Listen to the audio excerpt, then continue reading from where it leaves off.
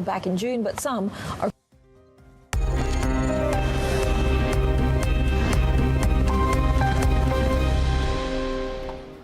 Well, Hindalco has reported good set of numbers. Operationally, it's a beat coming in from the company. Top line, we're looking at a 6.5% growth. And in terms of EBITDA performance, though it's down by 4.1% at a number of around 1,733 crore, but it's way better than what the estimates were, to the tune of around 1,420 to 30 kind of number. Margins for the company, including the Utkal business, have contracted to 13.9% as compared to 15.5%. If we further go down in the breakup of the EBITDA performance, the beat is led by both the aluminium as well as the copper division. Aluminium division EBITDA, that's almost slipped by 17% in this quarter year-on-year basis, but then that's again higher than the estimate. We were estimating a decline to the tune of around 25%. Clearly it's a little better performance than what we have been estimating, and so is the case for copper division, where the company has registered a 4.5% decline year-on-year basis to a number of around 315 crore as compared to 329 crore.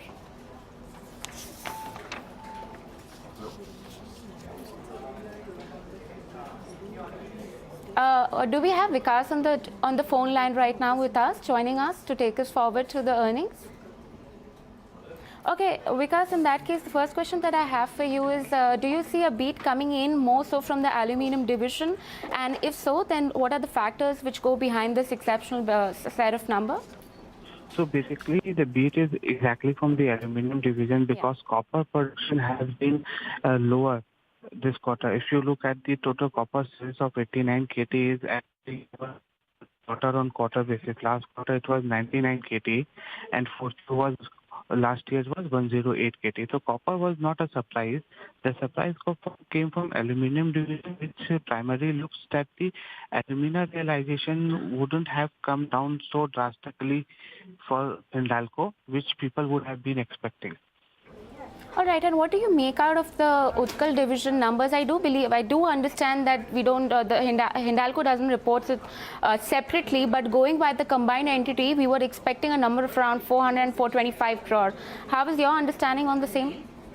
You see, if I look at the numbers, so basically I believe that on average basis, I'm building in somewhere around 500 crore of Utkal, and roughly around 630 crore in the aluminium.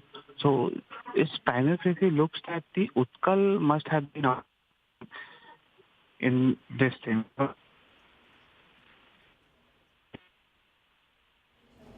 1265. Since the volumes number and realizations were mostly in line with I was expecting, I believe that Utkal could be the only reason where the performance has been better. All right, and how do you rate the copper division? The numbers out there, do they stand out for you, or they're pretty much in line with what you were estimating?